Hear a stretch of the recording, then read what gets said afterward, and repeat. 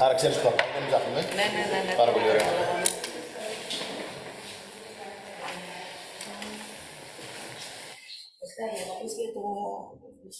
Ναι, οκ.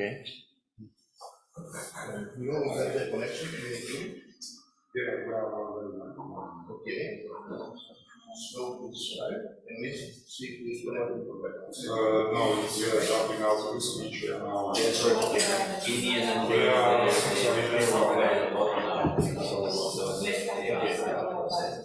Μπορούμε να αρχίσουμε, τι λες? Ναι.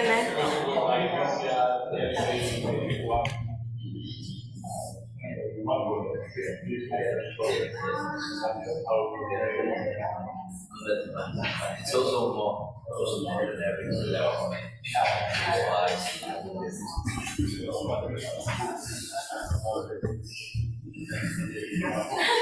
Okay, hello, good morning.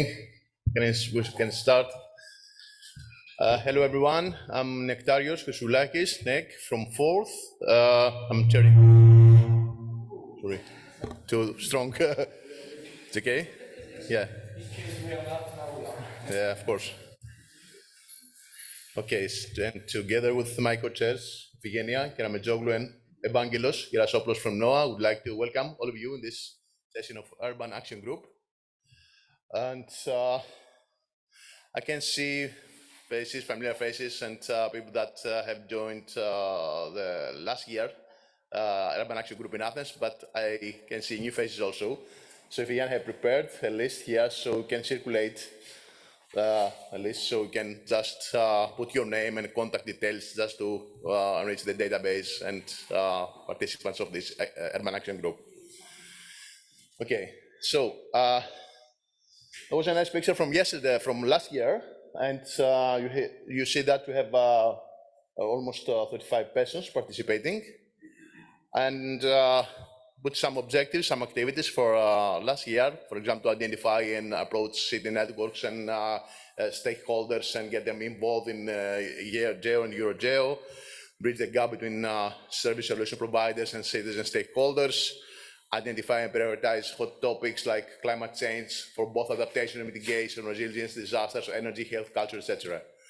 We'd like to join the new working group of Resilient Cities and Human Settlements Network of GEO, and most of them are addressed individually in several projects. We have some poster presentations. You can see how each project addresses these issues. But so far we have not addressed this one, to develop a portfolio or catalog of requirements versus solutions, including relevant policies as a group, as an action group. Probably this is an objective for the future. And we need also to plan for regular meetings and conventions of this Urban Action Group. So have just a few posters. Please join us in the coffee break. And for 2023, some objectives. Of course, this is a forum to foster the dialogue, the networking, and sharing ideas and information, and facilitating the building of synergies, because we need to develop synergies and to have commitments of everyone in this group if we'd like to build something together as a group. It's still alive, of course, the objective to link with a working group of Geo-Resilient Cities and Human Settlements Network. Priority, again, to identify and approach city networks and stakeholders and provide services and link what we're doing with these routine activities in cities. Very important issues to support the European Union, the Horizon Europe missions. There are two missions, the cities mission and adaptation missions, that are relevant to the activities of this group and all people that work in urban issues. So it would be great if, as a group or each person individual, can have joint activities to support. So we have invited Mrs. Maria Georgiani from the Commission just to give a presentation on the activities of cities and to try to make this link. Also important is if, as a group or each individual, can contribute to the IPCC special report on cities and climate change.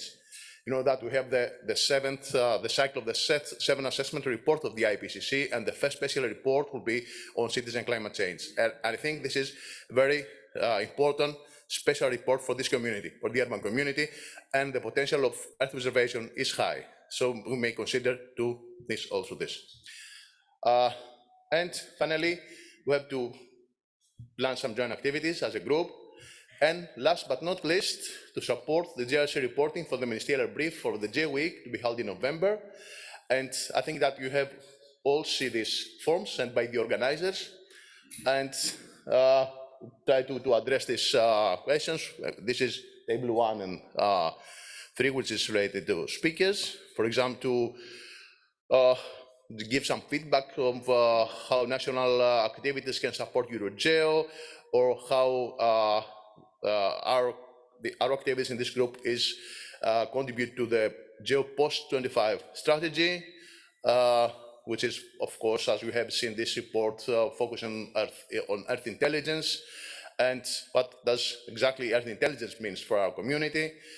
Or for our speakers, we need to have some feedback about the 3 main lessons in their field, about the sustainability of their project.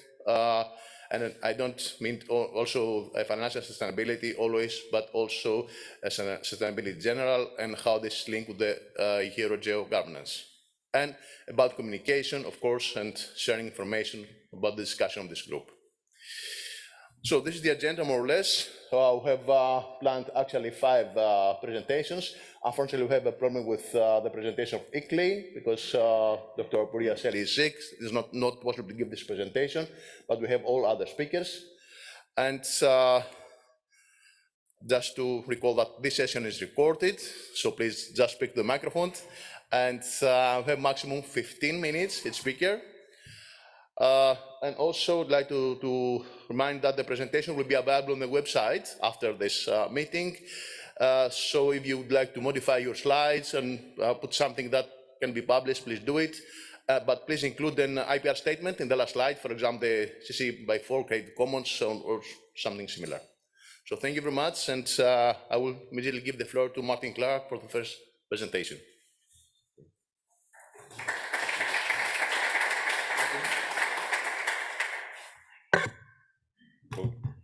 Thank you, Nick. Good morning, everyone, or buongiorno.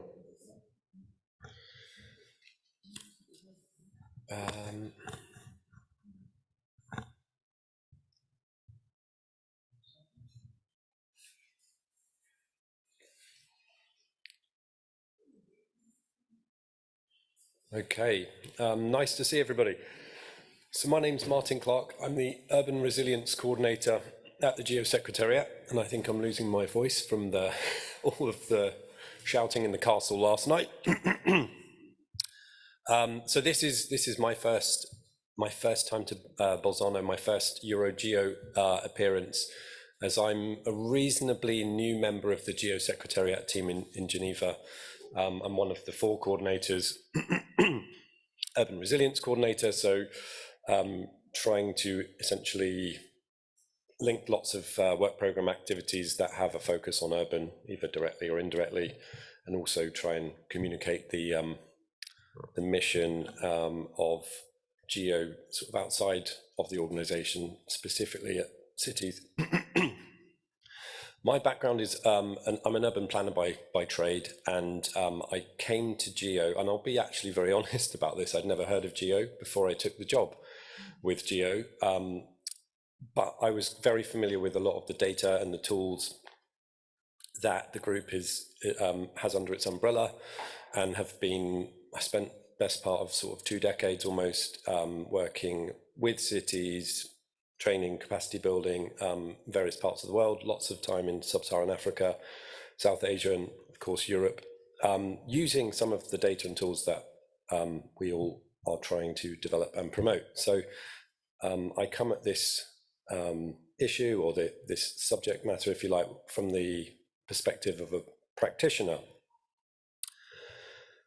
Today, because the resilient cities, next slide. Resilient cities and human settlements engagement priority is the most recently adopted GEO. I wanted to give you a quick overview of the working group that we're looking to establish, kind of progress to date and next steps, and then take a slightly deeper dive into one particular project that we're working on, led through the Secretariat, the Global Heat Resilience Service, which I think it's one of the post-2025 incubated projects referred to in the post-2025 strategy. And it's through a project like that that I think is a best example of how we can coordinate, work on something very action-orientated, look at the nexus areas between various engagement priorities that GEO has. And really, it's the first activity, if you like, that I'd like to see the Resilient Cities and Human Settlements Working Group advising on and leading on. Can we go to the next slide? Or third slide, I should say. Next one. Yeah, sorry, that's it. Oh yeah, and happy World Habitat Day for yesterday. I'm not sure if that if it was on everyone's radar or whether it passed you by a little, like it nearly did for me. But I suppose we were reminded that, or UN Habitat, sorry, reminded me yesterday that we are obviously living in an urbanized world, and yeah, it's always nice to be reminded of the numbers a little bit and the scale of the challenge, or the scale of the opportunity, because I think quite often we rush to looking at the problems that cities cause and don't necessarily consider the opportunities that urban settlements present to us. But I mean, 7 billion people by 2050 and a staggering 2 million additional people every week that we need to accommodate sustainably and support the growth of resilient cities. Next slide, thank you.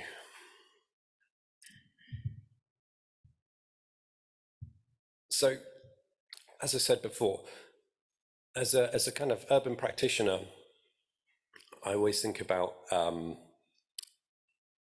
how cities can deliver urban resilience.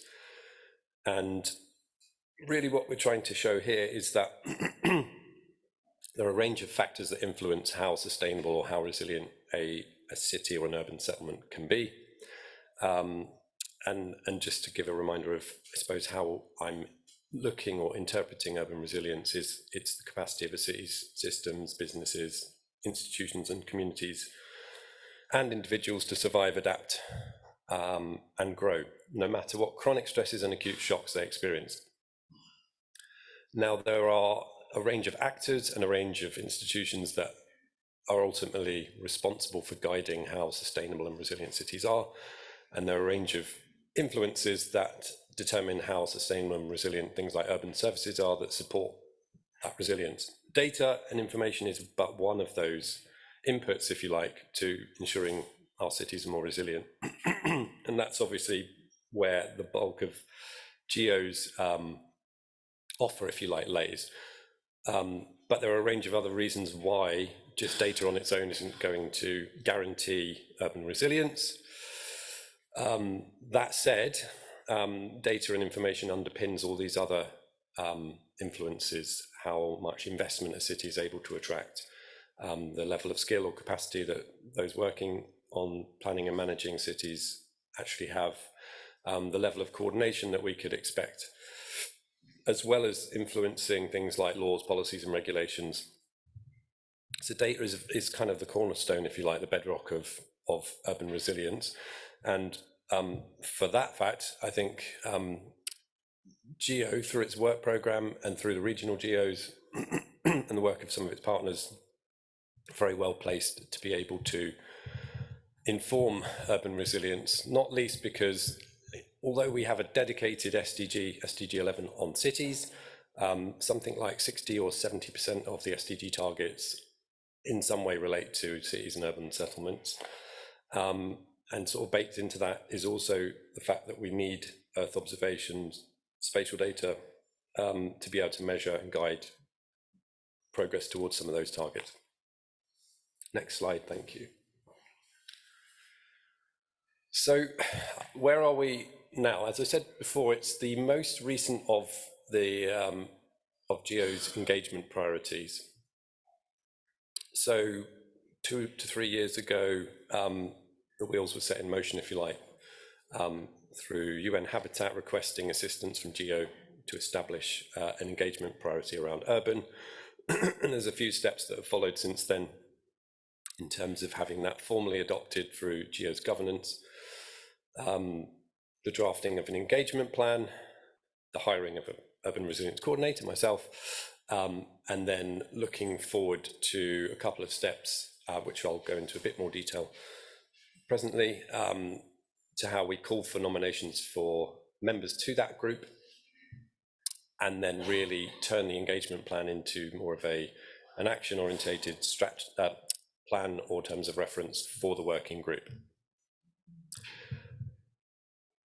This is also being developed in parallel to a working group survey that was carried out earlier this year by the Secretariat, which was really looking at the current operating model of all the working groups, climate change, disaster risk reduction, data, capacity development, with a view to trying to align, streamline the way that these groups operate. They're all very different in their membership, the modes of operation.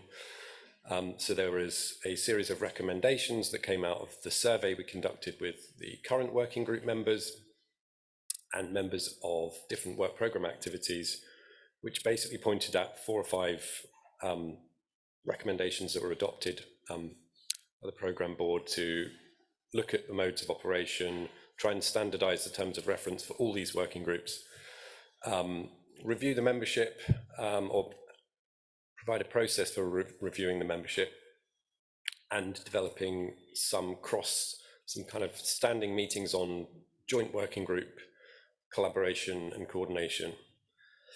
And then lastly, really to look to the working groups to help implement the post-2025 strategy, including the 2 incubated projects, the Global Ecosystem Atlas and the Global Heat Resilience Service, which I'll talk about shortly. So the working groups to really guide the next generation, for the next 10 years of GEO. Next, please. So we're not, for the urban related stuff in the work programme, we're not starting from a blank slate. There's already a number of kind of distinctly urban focused activities in the work programme. Global Urban Observatory Initiative, the Earth Observations for Sustainable Development Goals, Urban Toolkit, GeoHuman Planet, to name a few, plus many other activities that in some way relate to urban, and I dare say I've missed some here already, as well as the activities that the regional GEOs, like the Urban Action Group here, taking forward. So it's not from a blank slate we're starting. There's already a lot of activity relating to urban and cities in the work programme. Next slide, thank you.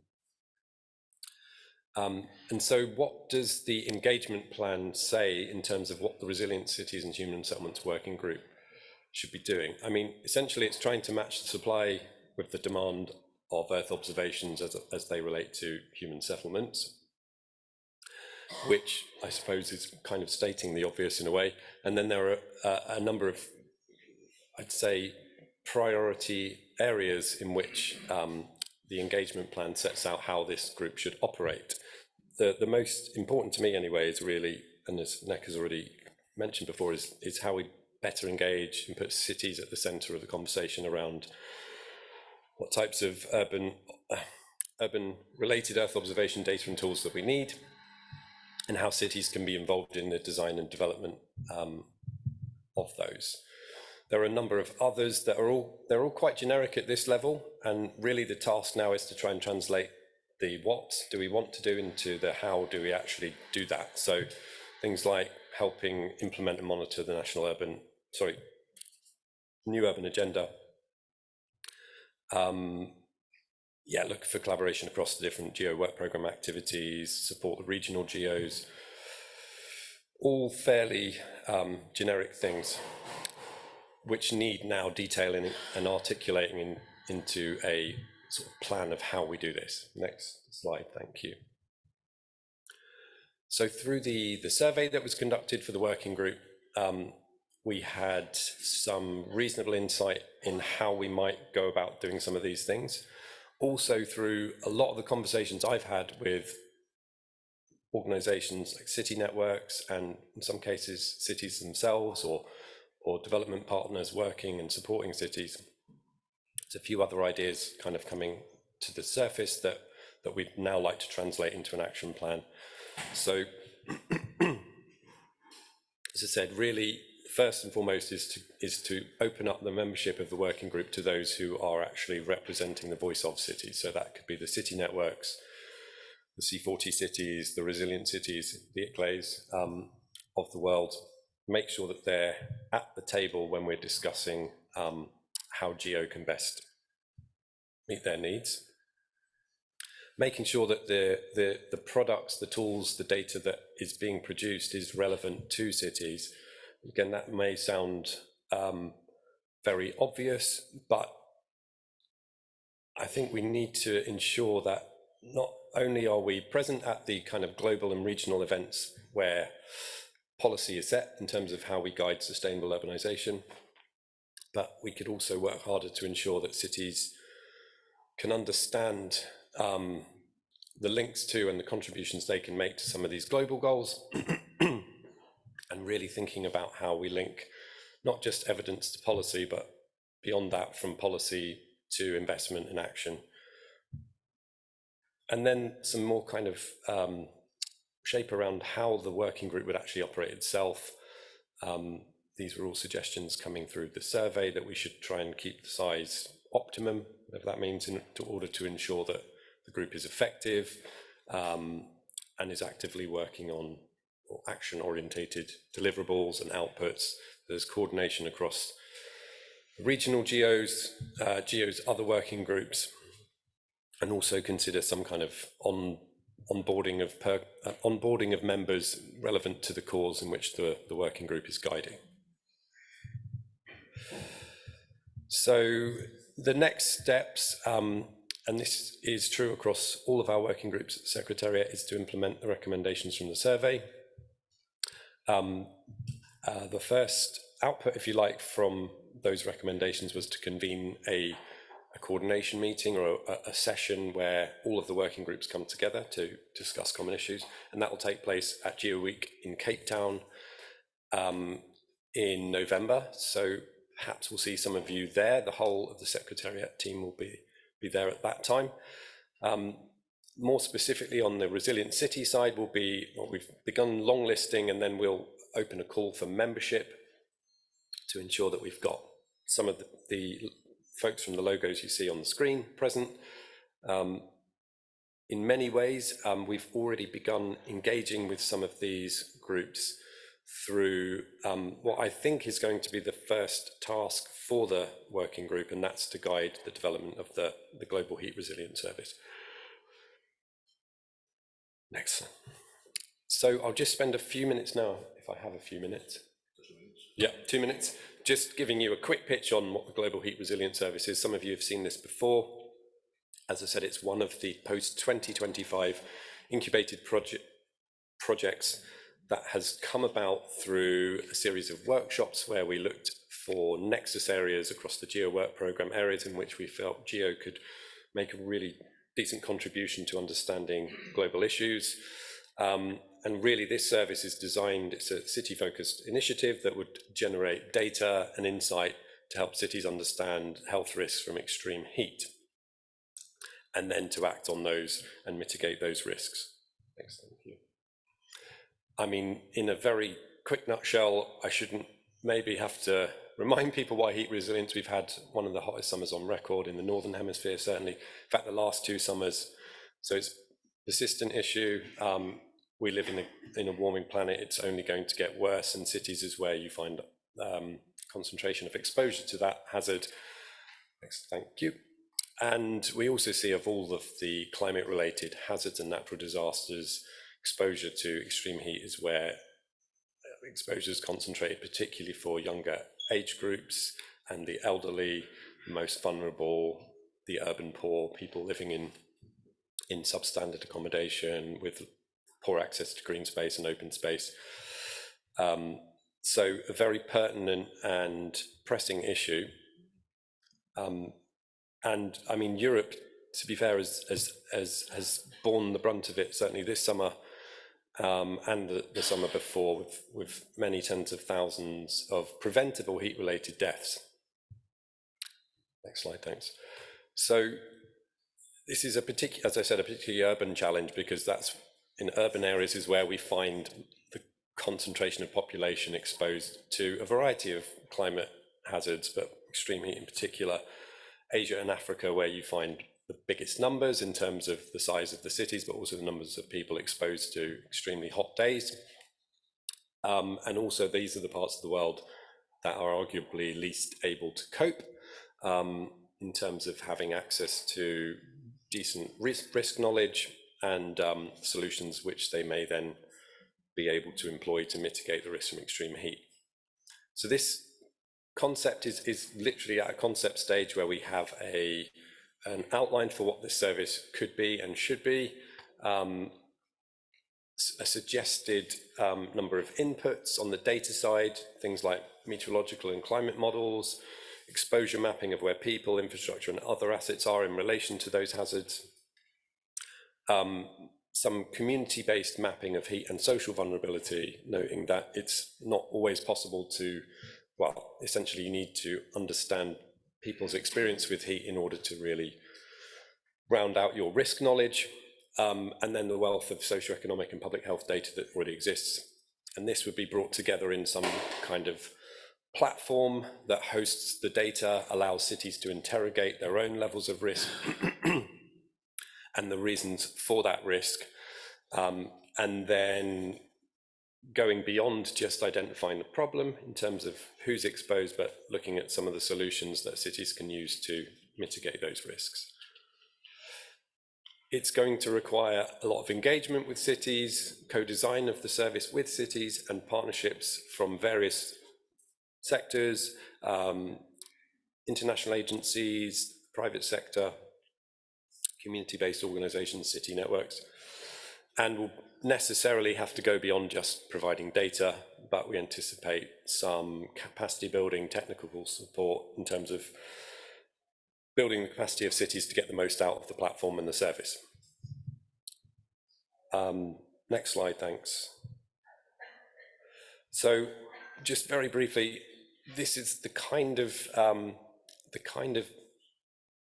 needs, opportunities and challenge that we need to unpack and unpick in the design of the service, and I'm very much hoping that the Resilient Cities and Human Settlements Work Group can provide strategic advice here, as well as ensuring there's very strong links with the Urban Action Group at EuroGEO to help us answer some of these questions as we design. Next slide, thank you. And really just the kind of next steps very broadly is, as we round out 2023, we've been doing a series of kind of events throughout the year just to raise awareness of the project, get partners interested, including city networks and individual cities. And we'll round out the year with a presentation of the service at GEO Plenary in Cape Town, and a scoping workshop just to try and develop a theory of change for the project, so that as we go into 2024 and convene a sort of more comprehensive meeting of potential partners, we'll host a workshop in early 2024. And maybe go to the last slide, I think, and we're done. Thank you very much. Thanks, everybody. We continue to the next presentation. It's from Ms. Maria Georgiani from Commission, being given online.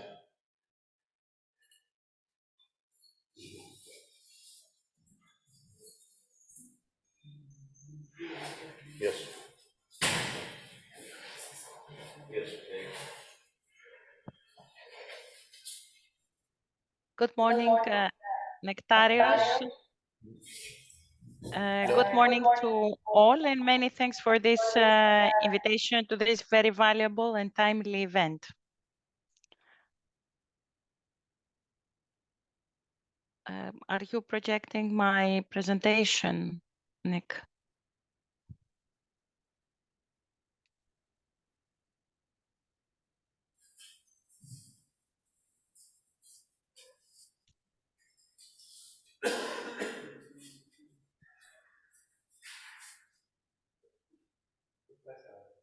Four, yes, four. Yeah.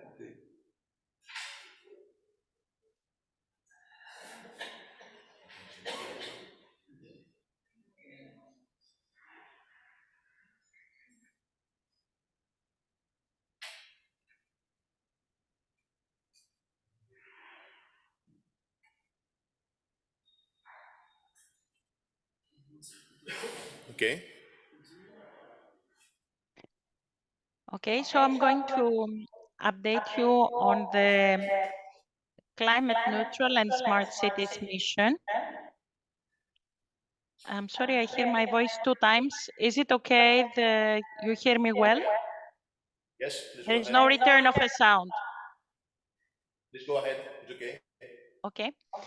So I'm going to update you on this ever biggest operation that we have launched in the European Commission in DG Research and Innovation. I am working in this DG for 31 years now. And I can assure you that having seen a lot of framework programs launched, starting from the FP5, FP4, FP5, and so reaching this Horizon 2020 and Horizon Europe, this is the biggest ever operation that we are launching to achieve 100 climate neutral cities by 2030 and beyond, achieve the second and third wave to reach climate neutrality by 2050 and to achieve the targets of the European Green Deal to reduce emissions by at least 55%. Next one, please.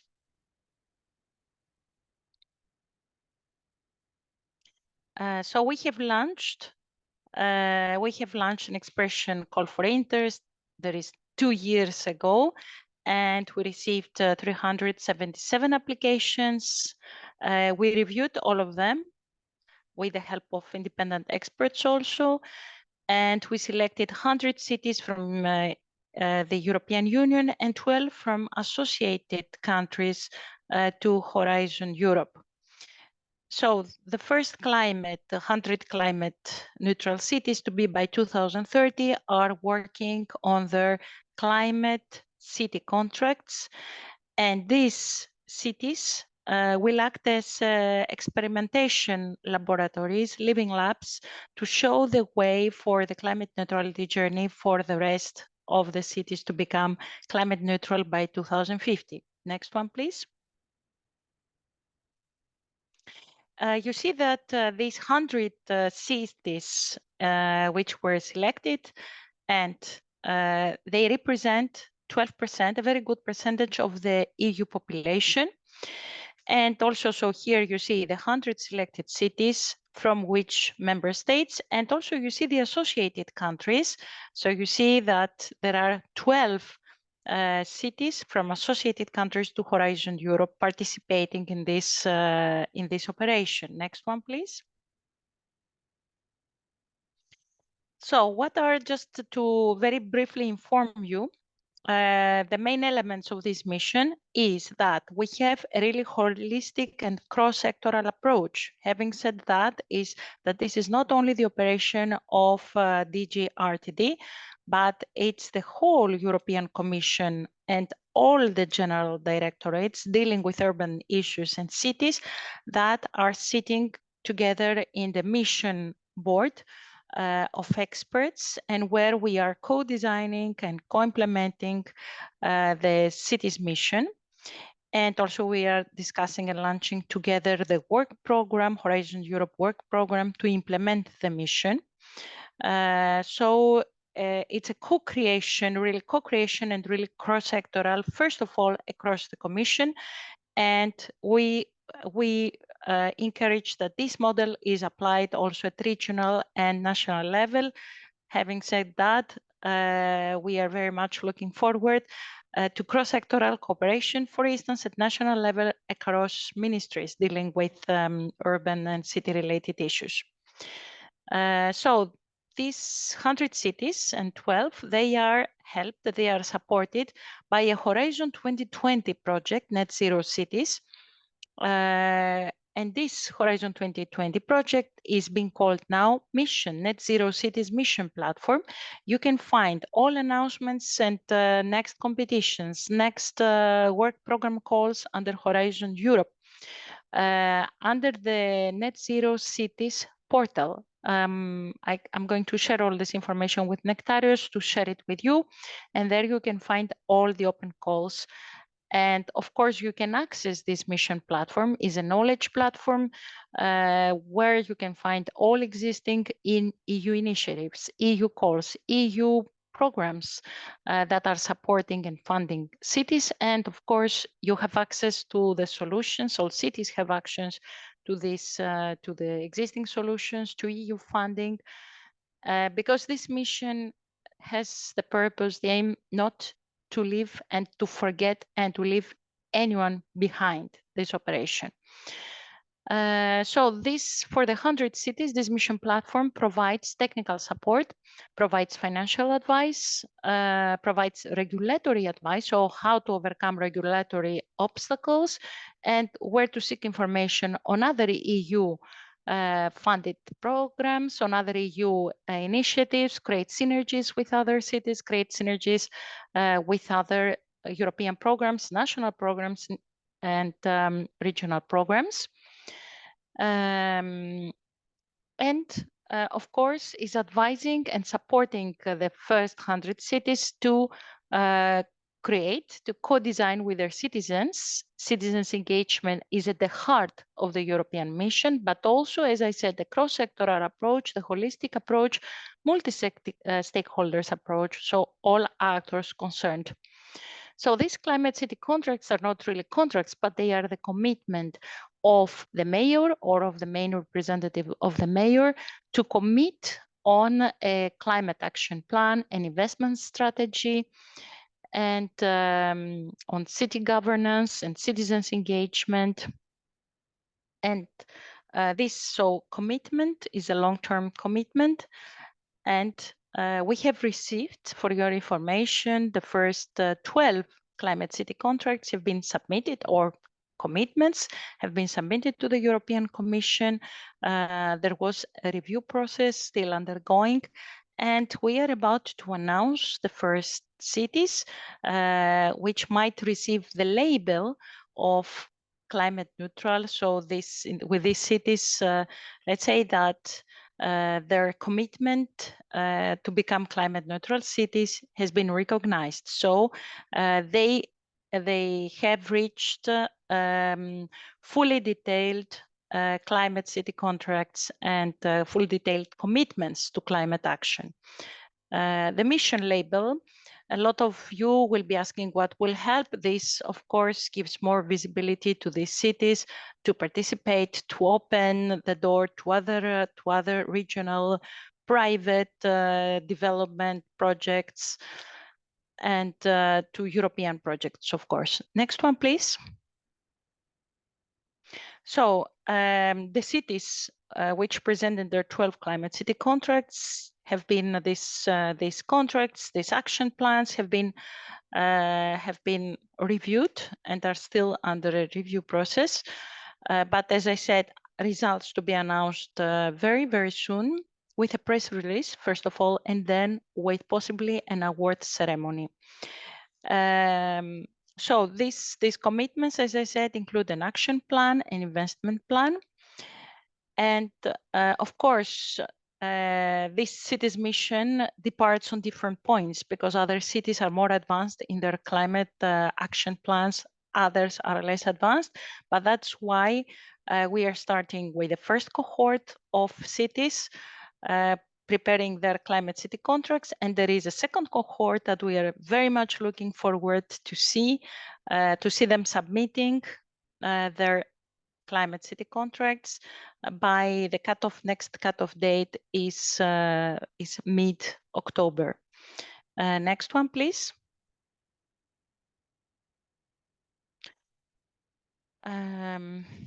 So, as I said, the Net Zero Cities platform, which is called the so-called Mission Platform, is an online portal with a knowledge repository, technical advice, technical solutions. This is open to all cities, not only the mission selected cities, but to all cities to share, so that every city can prepare their commitment, their action plans, their climate city contracts to become climate neutral by 2030. Next one, please. Regarding now the funding, of course, there are a lot of opportunities. I'm going to show it then I'm going to refer to the next slide. From European funding, for instance, the European Structural Development Fund, the urban initiative actions, first call was open, now there is the second call with deadline in September, now in September. So there are a lot of opportunities at European level. Also the Horizon Europe calls to implement the cities mission on green urban regeneration and greening, on sustainable mobility, on positive energy districts. So a lot of opportunities from the European funding. But also we are encouraging and we're looking forward, because this is also needed, to private investment on cities, to private developers, to private firms. That's why we invite all stakeholders to participate, from citizens, local authorities, construction sector, industry, private consulting companies, private innovation firms, to participate in the so-called cities mission. Next one, please.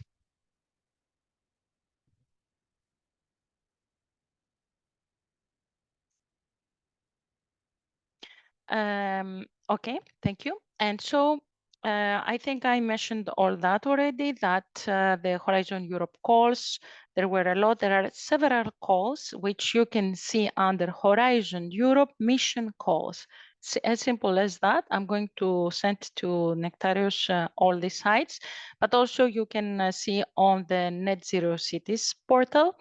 There are a lot of calls on to implement the city's mission. Next one, please.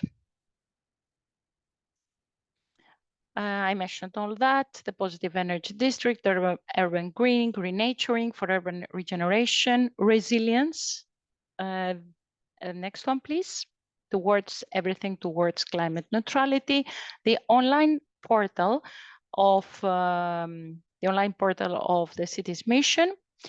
And also I would like to mention and to invite you to some activities which exist, and which, for instance, the City Science Initiative, connecting the academia, the cities, municipalities, encouraging a network of city advisors to advise technical advisors, resilience chief officers to advise the mayor when deciding and launching and implementing his climate actions or her climate actions. And so this is an initiative which is supported by the Joint Research Center, GRC, DGRTD, DGREGIO, DGEAC, and of course the agencies, the executive agencies, RIA, CINEA, who are implementing the program and the calls and following our research projects. You can register to the community of practice, and you can also contact me if you wish to participate in the network of 45 signatory cities, let's say like neutral advisory board, and a third space to advise the commissions with the challenges and needs for the cities. Just for your information, there is the theme on urban resilience, heat island effect, is free, so nobody developed this theme. There are a lot of chapters like on energy, on climate, on social innovation, on health and well-being, but this theme has not still been developed under the City Science Initiative. I can connect you and you can be part of it and participate in meetings which usually take place at the municipal libraries of the cities, and there all different stakeholders are connected and they share the solutions applied in their cities, but also their challenges and problems existing in their cities and how solutions can be replicated from one city to another, but also raise their voice to the Commission what is needed. So this is one initiative. The other initiative, the other thing which I would like to mention is that, as I said, there are the 100 selected cities, but there are also the cities which did not make it to the first call. So there are the non-mission cities, as we call them. So a lot of opportunities exist for the non-mission cities, like, for instance,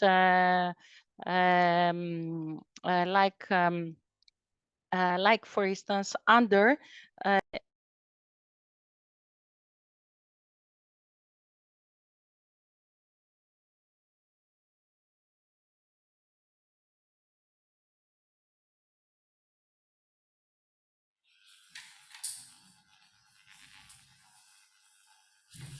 I'm sorry, I continue.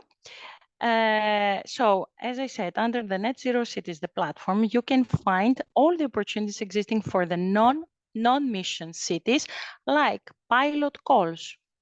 These calls are often launched under the Net Zero platform, and also the twinning calls to twin with the pilot cities selected. There is the first cohort of pilot cities selected, 53 pilot cities selected, and there was a call with deadline this September of twin cities to twin with the pilot cities, which were the mission cities, basically. But there are the cities which could twin with the mission cities and exchange their learning experiences and solutions. As we said, we don't want to leave anyone behind. The first 100 selected cities will lead the way and will serve as experimental cities to invite the rest of European cities to participate in this operation and become climate neutral. So I will stop here to leave maybe space for some questions, and I don't want to monopolize, of course, this excellent meeting. Thank you very much for your attention.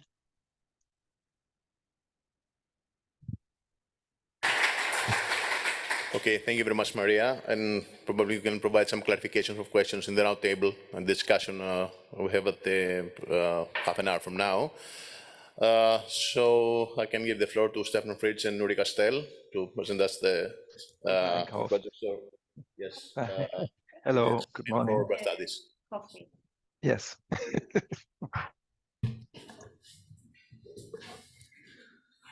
Okay. Number 5, yes. Oh, somebody is talking about net zero cities at the EuroGEO conference. Yeah. She was from the Commission. Yeah.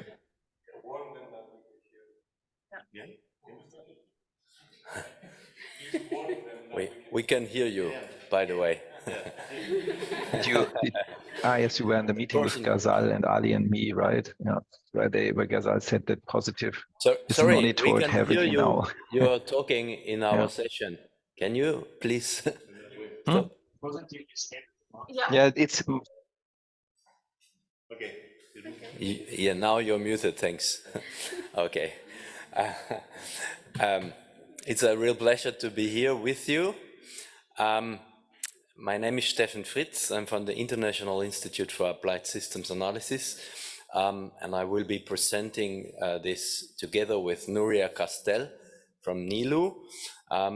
This talk is represented by 3 sister projects, which is City Ops, Green Edge, and Urban Relay, represented here by these three institutes in the lead. We start with the You want to see it? You have other things to do, I thought. Sorry. Yeah, we can just sit here. Sorry, can you hear us? We can just sit here. We can just watch Somebody it. is in the call. We need to mute this person.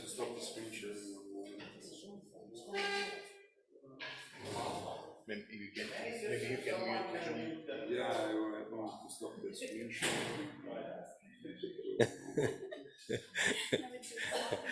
We don't want to hear any conflict. Sorry for that, so please, Stefan. Okay. Go ahead.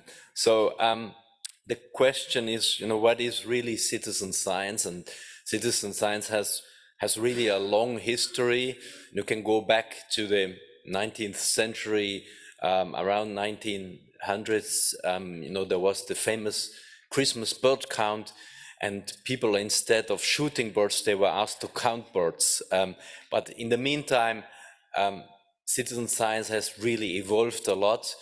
And in particular, in this specific context, beside the knowledge production more broadly citizens are involved in, there is a very strong focus, as you can see here, in co-designing and in the active participation of citizens in science and in knowledge production. So really citizens playing a very active role and being an equal partner to the scientists. So co-identifying, next slide.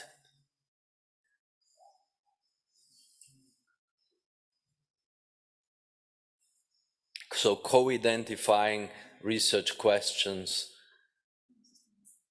We may have to get it up again. Sorry about that. I'll just wait a bit.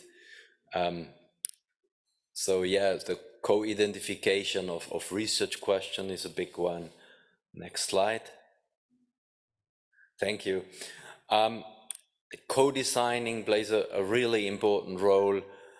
Unfortunately, you can only see half of the slide here. There is a whole ship with citizens, and the citizens need help, and you have to work together. It's really important, and having this co-design and co-production approaches play really an important role, especially in the urban context. But we also have the citizens observatories. Yeah. We also have then the citizen observatories. It's also about engaging citizens, but the focus is not so much on the science, because citizens can also contribute with their data to policy and influencing decision making and having this co-creation, for example, of citizen-led actions, working together. We hear before also like in these neutral cities where we want also to engage citizens. So citizens can do more than collecting data. Citizens can contribute also to scientific and policy advancement. And traditionally, and also now, citizens have, next slide. We are off again. No, there are no slides. That's okay. There was a slide before, but anyway, I will just continue because we will otherwise lose time. You can just listen. So besides the bird count I mentioned, citizens are now very much involved in environmental citizen science. So that's really a field by itself. Oceanography and marine science. There is also seismology, earth science and geography, biology. Traditionally, a lot of contribution by citizens have made in the field of biodiversity, biology and wildlife conservation, as well as astronomy and space exploration. Also, more recently, citizens can contribute quite a lot in health and medicine research. There was a very interesting Zoe study in the UK just very recently where masses of citizens, thousands, have contributed to measuring their blood pressure, sugar levels and so forth. It's really, really interesting. Archaeology and anthropology, as well as citizen social science, where there's really a movement around the social part as well within citizen science. And Stefan said at the beginning, this is also like now there are 3 new EU-funded projects, and all of us have this vision of contributing with citizen science and citizen observatories to a greater temporal and spatial availability of citizen observations that can complement other in situ observations at local, national, and EU level for policy and research. And how are we going to do that? So then we have, next slide, please.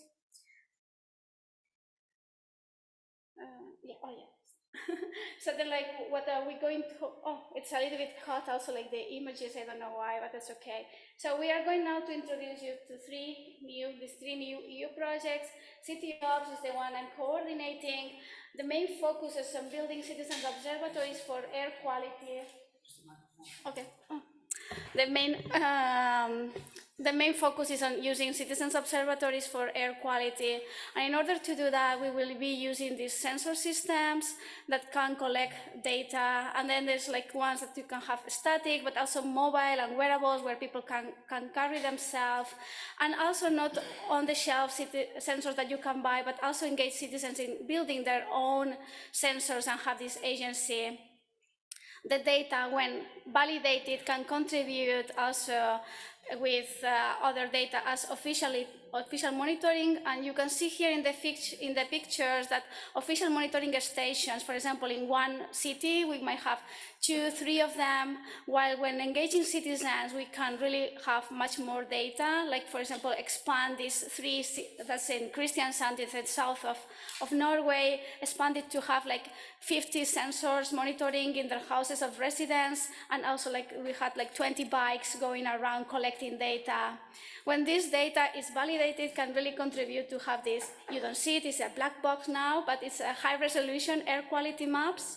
And when we manage to make these data interoperable, not only in the local level with Kristiansand, but also make it interoperable with other cities in Norway, other cities in Europe, all this data can truly, truly serve also at European and at global scale to address challenges. And of course, this data, it's important. It not only goes to us, to the practitioners, to the scientists, but it also goes to the policymakers. And there is like how to make this data decision-ready information that is used, and also back to the citizens, so they can also have, together with policy, these citizen-led actions at local level. So besides also measuring air quality, for example, in the city of Athens and Riga, the Urban Relief Project, which is led by EASA, really looks at nature-based solutions that can provide a cooling effect. So there is a strong emphasis on these nature-based solutions, particularly greening.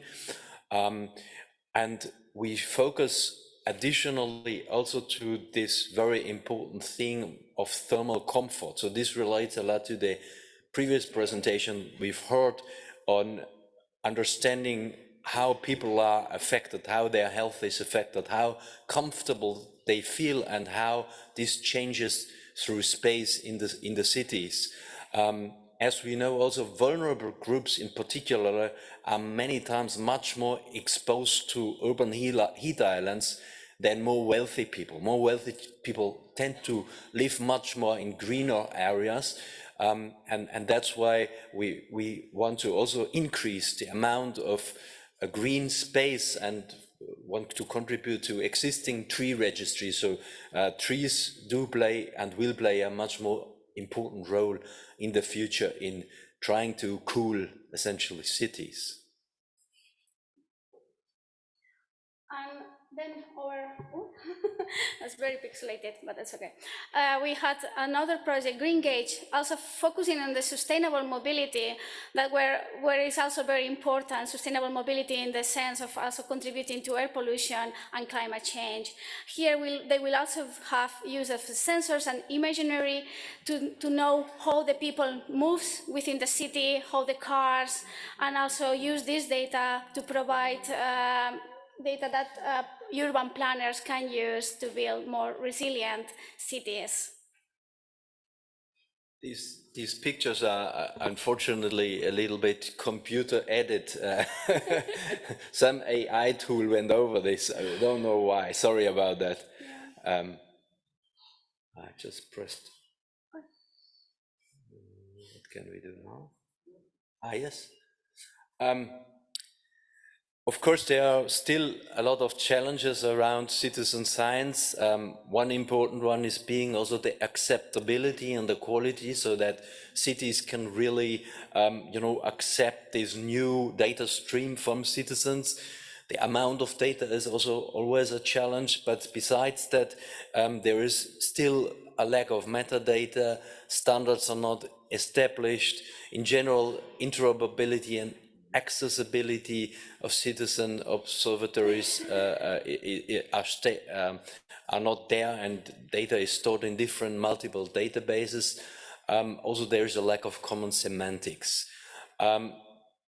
Also, still, within citizen science, there is a lower participation among women, vulnerable communities and minorities and marginalized groups. And it is also the goal of these projects to focus in particularly on those groups and get them on board participating in citizen science.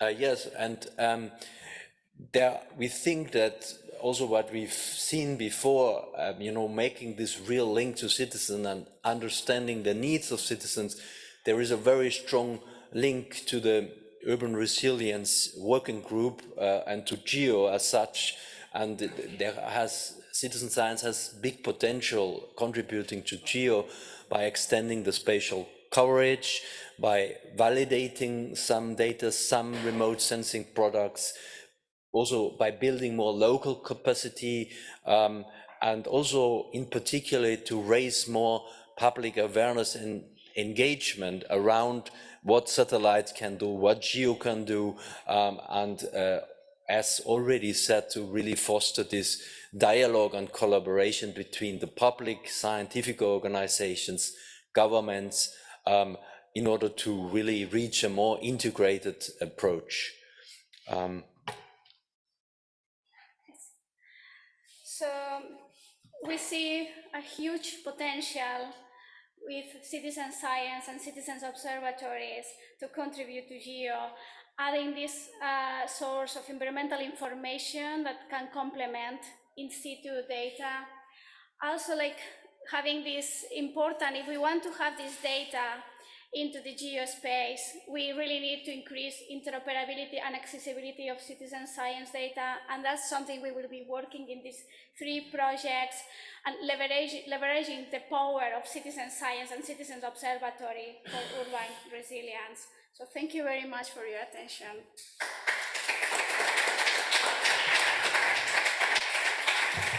Thank you very much, both of you. So we have questions to the round table. So this is yours, probably. Yeah. Okay. Next presentation, last in line by Thilo Erbejesse from DLR, related to air quality issues. So.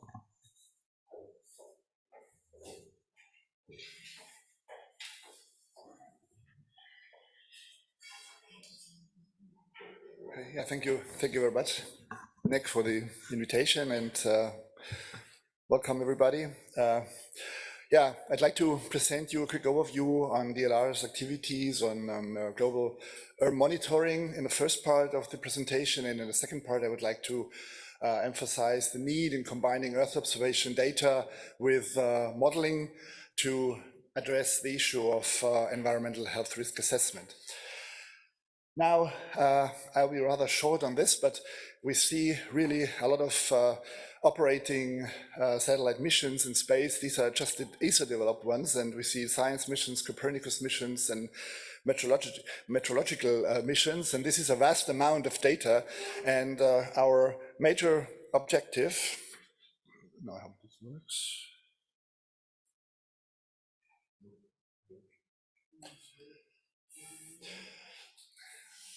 That we have problem with this centralized system here. So, I mean, the problem is we have this vast amount of data and a lot of technical issues also with the data.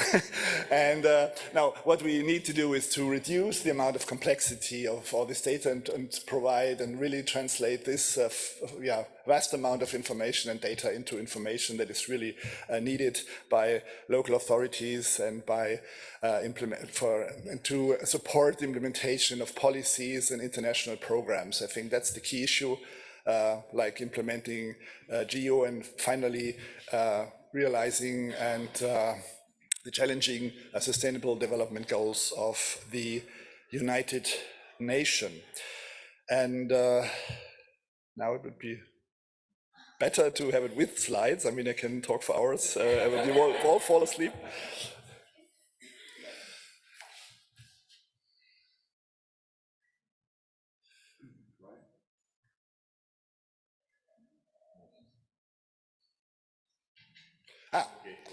Yeah, very good. So I just talked about this brief introduction on global urban monitoring from space in reducing and decreasing the volume and complexity to really address the information products that are needed to shape sustainable and resilient cities, as Martyn had said. Our baseline portfolio for doing this is the World Settlement Footprint, and I'll show you some examples, really just a quick rush through some images here. And this is an openly and freely available data set up to 10-meter ground resolution on a global scale, and it consists of like settlement extent, imperviousness of the surface, population distribution, settlement growth on an annual base, so you can see the increment of the settlements on a global scale. And we have also a new addition to the portfolio. It's the building height and volume in cubic meters. So this adds the third dimension, which is really required when doing urban climate modeling, because we need the lower boundary condition. And yeah, in light of the upcoming event, the GEO Summit in Cape Town, I have chosen Cape Town. We see here the urban footprint of the buildings of Cape Town and the imperviousness of the surface and the people per pixel, so the sort of a population density. This is very important when addressing the exposure and health risks due to heat stress or air pollution. Then we have this three-dimensional product.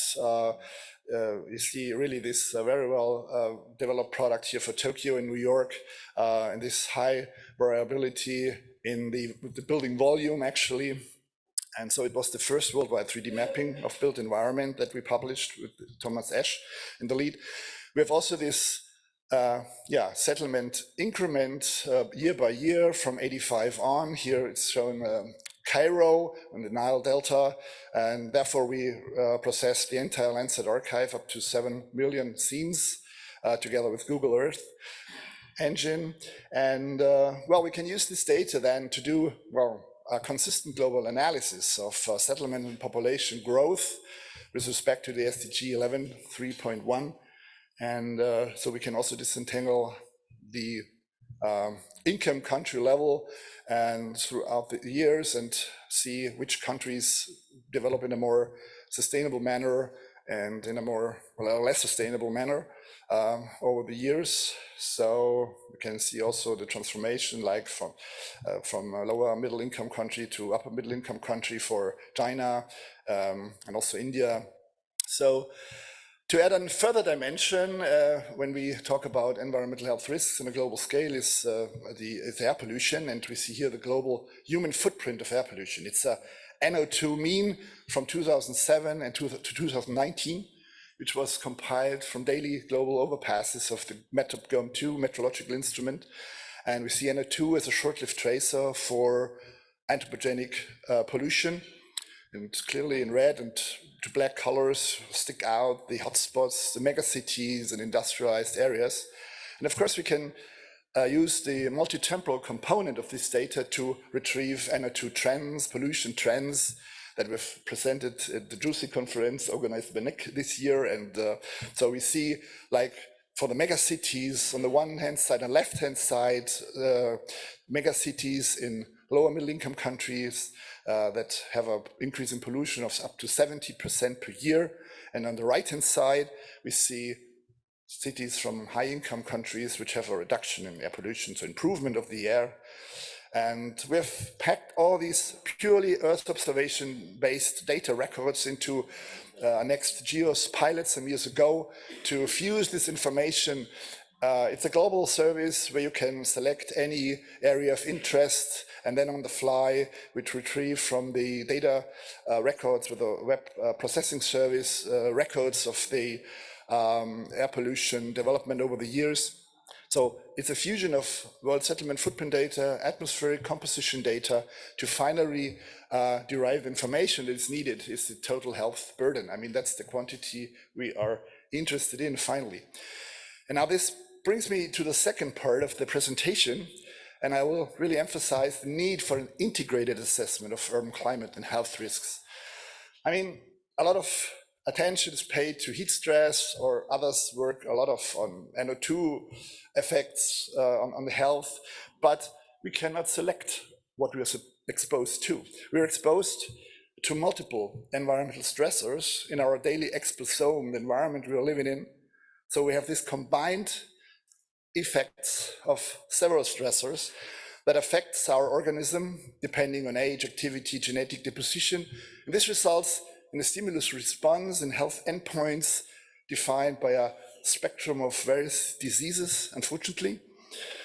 And therefore, I would like to emphasize that we need the global scale observation by Earth observation satellites, but we need to go into the street level to really address the exposure, the individual exposure that we are suffering or that we are exposed to each day. And therefore, we need to combine the satellite data with atmospheric modeling, as you can see here, throughout this from global to mesoscale, further down urban scale, street scale. And we need really this scaling approach. It was also highlighted by Nuria and Stefan to really address also the citizen science level, citizen level, the individual level, and to derive the big picture out of it. Now, when it comes to urban climate modeling, I show you a very new result. It's a point-for-use simulation of the Hamburg city center.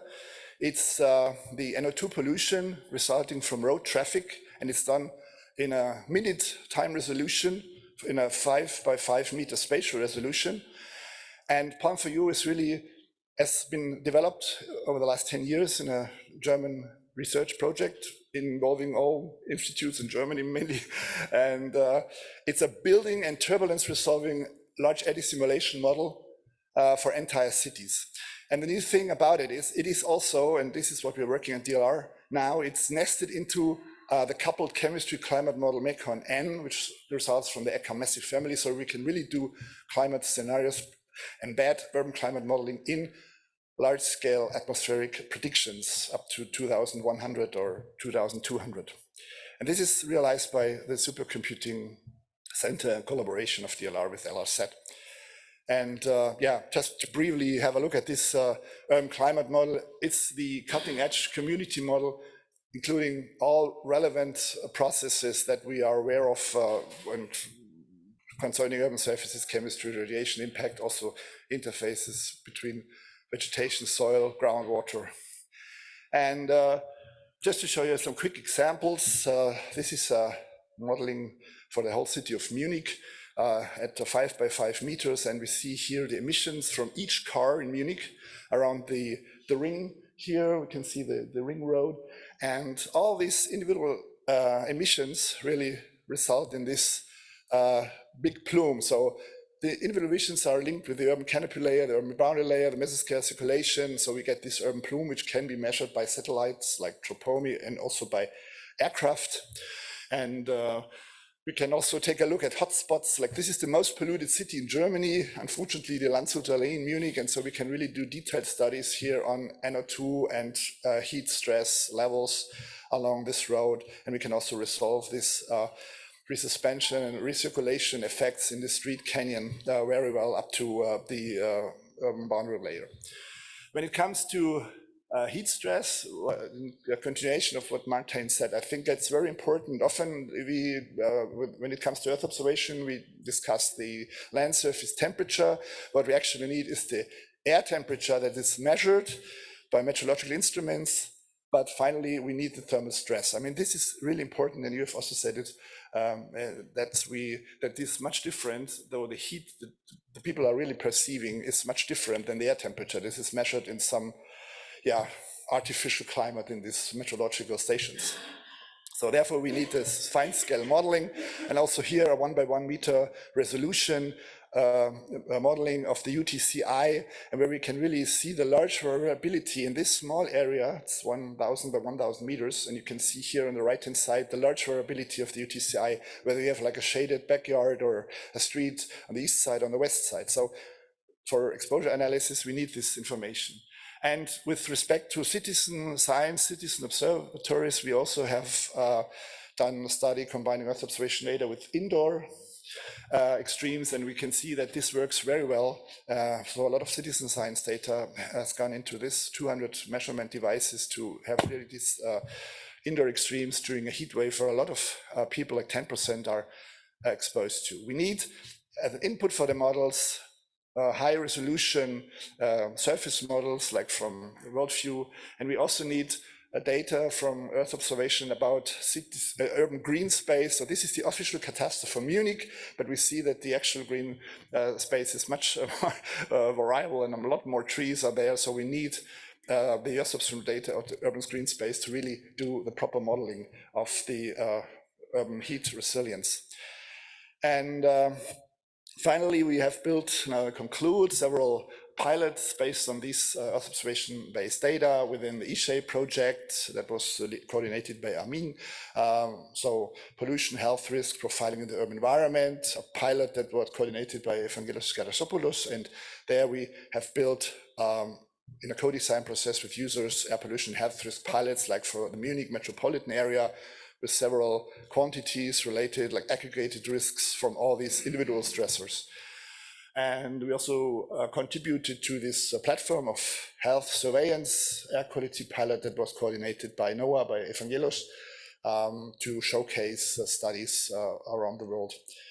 So my take-home messages to conclude is, it's nothing new now that Earth observation data is very, enables a consistent global monitoring of the urban environment, but we need to combine the satellite data with numerical simulations to make cities livable, healthy and climate resilient.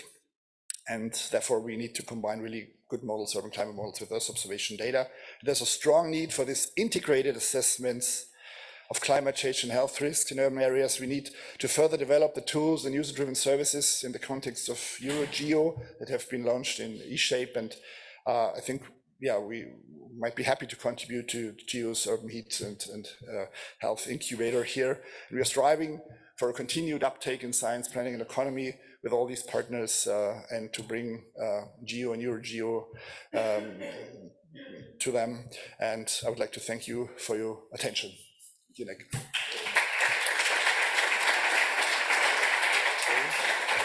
Thank you very much, Thilo. Thank you very much. I'd like to thank all the speakers, and we have 10 to 15 minutes, so I will give the floor to Evangelos Karasopoulos for the moderation of the discussion.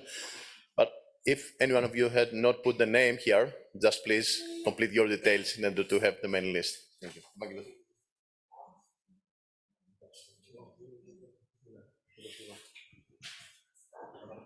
Okay, so thank you very much for being here. I must admit that there have been amazing presentations covering different, parts of the discussions where we want to have, from the global trends and initiatives that we are undertaking under GEO to what is Europe doing in the relevant domains, and then the, no doubt, important role of citizen science, and then science itself reflected today through DLRs and what Thilo has presented. So I will put a frame so that we have a discussion around this, but don't hesitate also to raise burning questions to the speakers, because it's a privilege to have some of them, all of them here with us today. So this is a EuroGEO action group. So at the top, we have GEO, which is having the fourth engagement priority and the working group. So actually we have to find a way of some working arrangements between the EuroGEO action group and how it can feed the working group.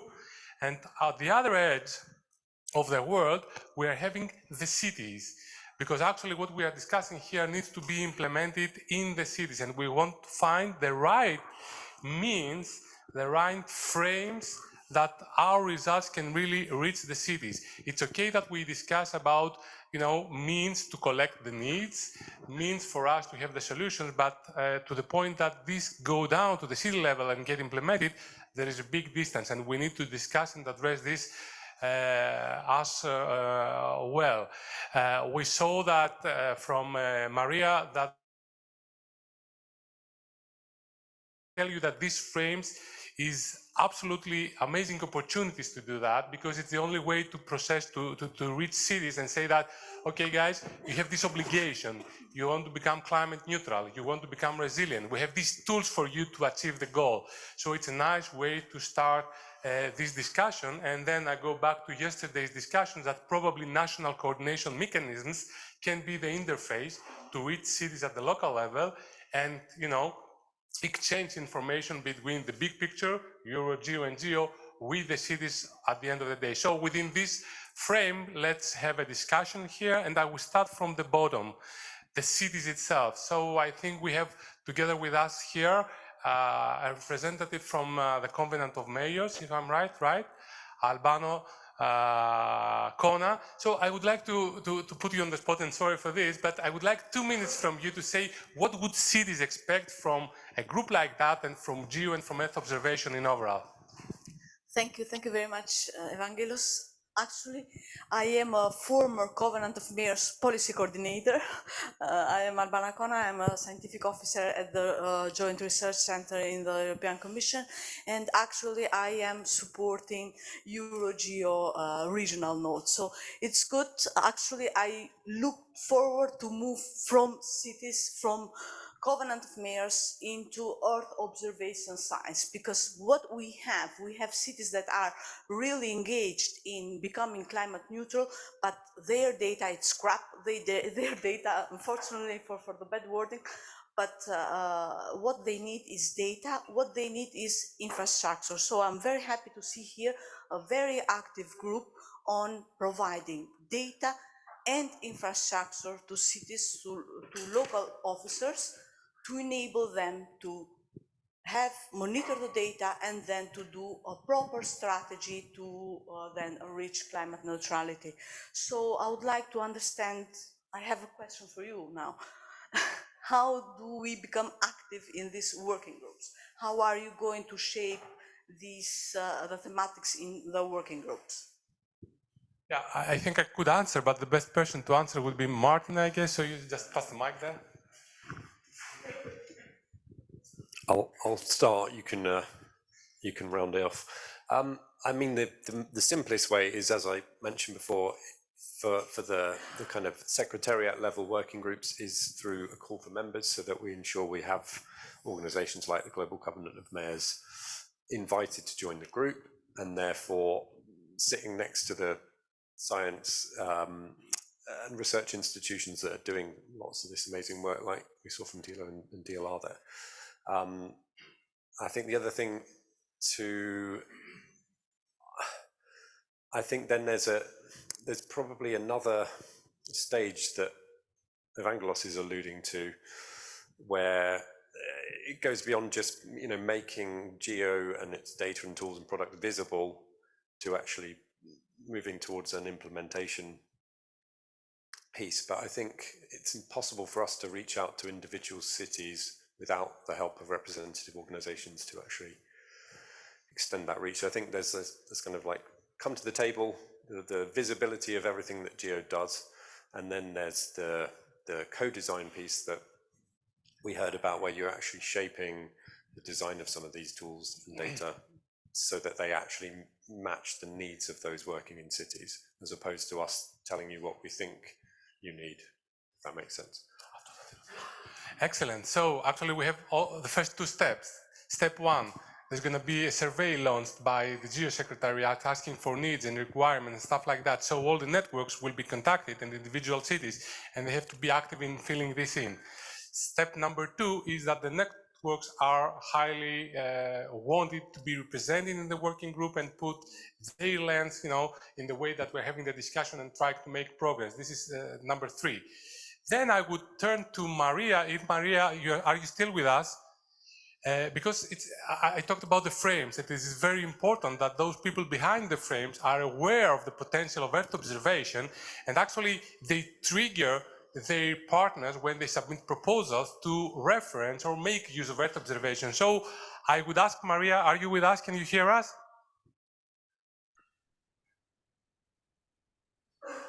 Yes, I can hear you. Excellent, thank you, Maria. So I was wondering whether you are putting the flavor of Earth observation within the mission, for example, climate neutral and smart cities, when you are launching the projects or when you are talking with the different cities. We have examples that we have been involved in this endeavor of the cities, and we have been presenting the Earth observation, and the opportunities are amazing. But are you also doing this from your perspective? Look, I'm going to reply to these questions by first of all telling you that we are not reinventing the wheel for the mission. So we are using whatever exists, whatever has been funded by EU projects, by national projects, by regional projects. And so when there are existing already tools, existing data, we encourage the cities through the mission platform to make use of them. And so not to reinvent the wheel. So as I see, you have wonderful tools existing where you need to work with them.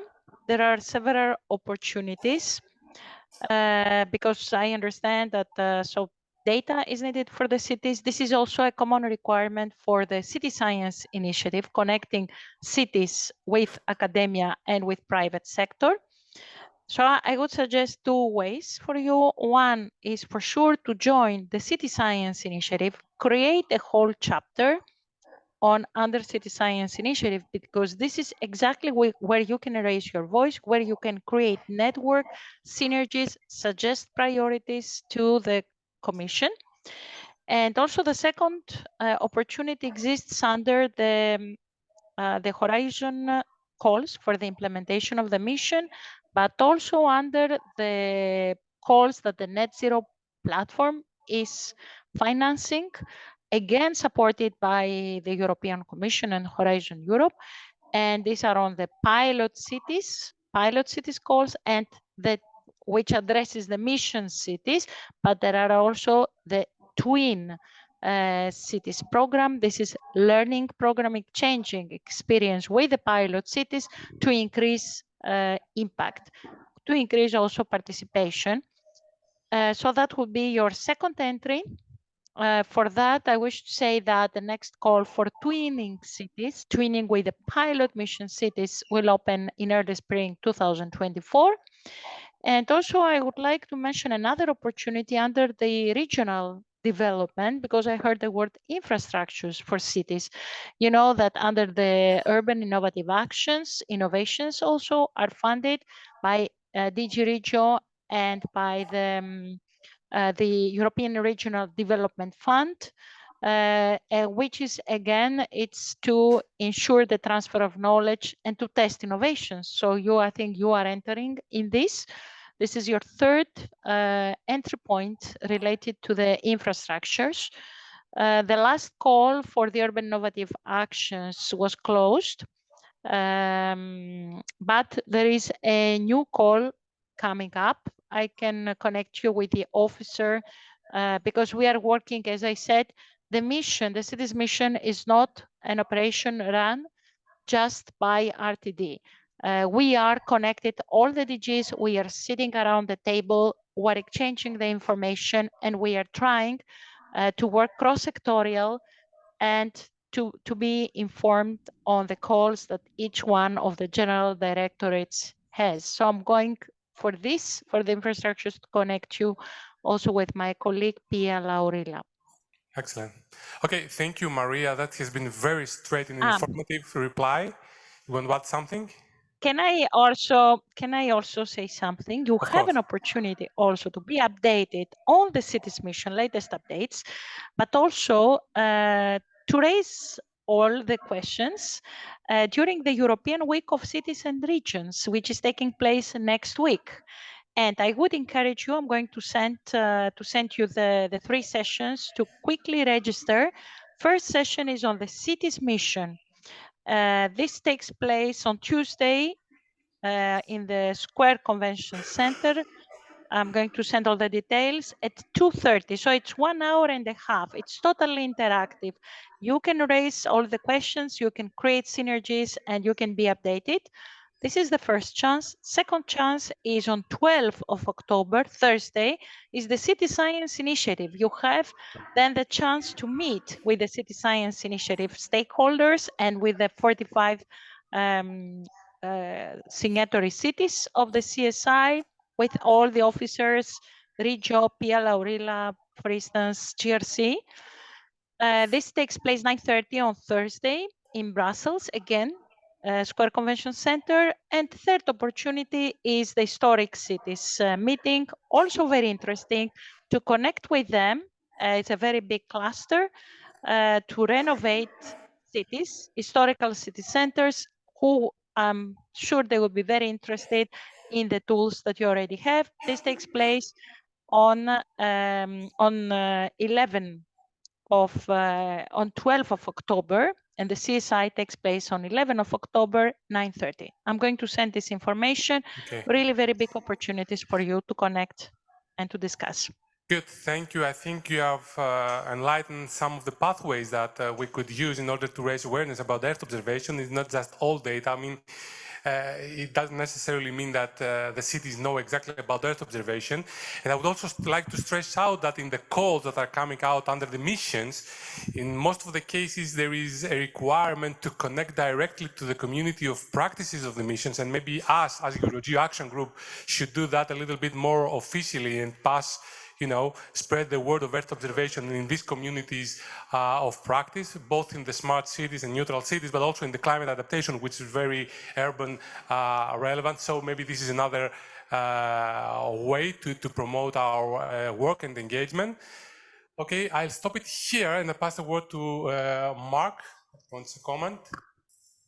This is Mark Dowell from JRC that's going to be speaking. Yeah, thanks, Evangelos. So as far as other ongoing activities, I just wanted to mention something else that I think may be of interest to this group. So I think many of you know that we started a couple of years ago this new European Commission Knowledge Center on Earth observation, and we do a number of assessments of kind of the needs in EU policy for the use of Earth observation through a series of deep dive exercises. And the current deep dive exercise that we're doing is on climate adaptation with an urban focus. So this started in late spring of this year. We've already had a series of discussions with the relevant DGs in the Commission.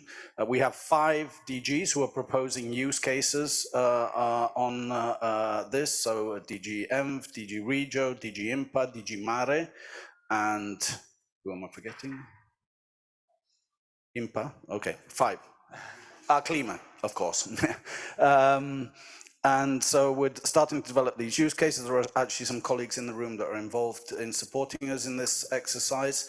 I think one thing that's coming out that I just wanted to throw out there, of course, I don't want to prejudge the final conclusions of this assessment, but one thing that's coming up, which I kind of heard in some of the presentations this morning, but not explicitly, is really how in the urban setting in particular, the issue of policy coherence and the decision-making process becomes extremely important and in how we can use Earth observation to address this. So if we think of urban heat island effect, urban greening, air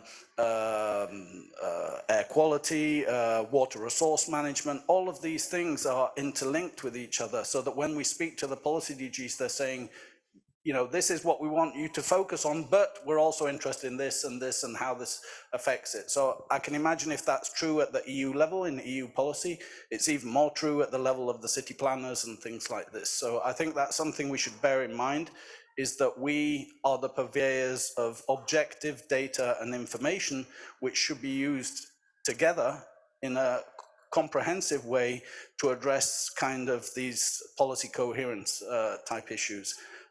We also had a workshop last Monday, which some of you, I hope, were able to follow, and that allowed us to extract other kind of information from the stakeholder community on this. So anyway, the report, the study is going on now. We expect the report to be out in Q1 of next year. And I'll definitely make this available to the action group, and hopefully it provides some impetus to follow up on things. Okay, thank you very much, Mark. Actually, I would say that what you mentioned about this holistic approach that is undertaken by the European Commission but needs to go down to the city level is actually what I mentioned yesterday in the morning, in the opening, about the transformative program, a program that can really see holistically the picture and approach the different stakeholders, like the cities in this case, in a similar manner.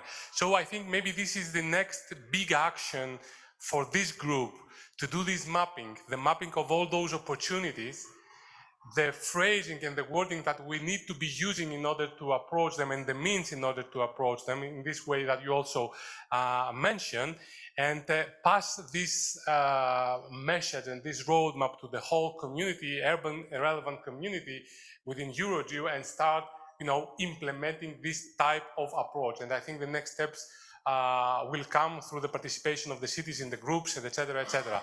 So another comment from Nicola. Thank you.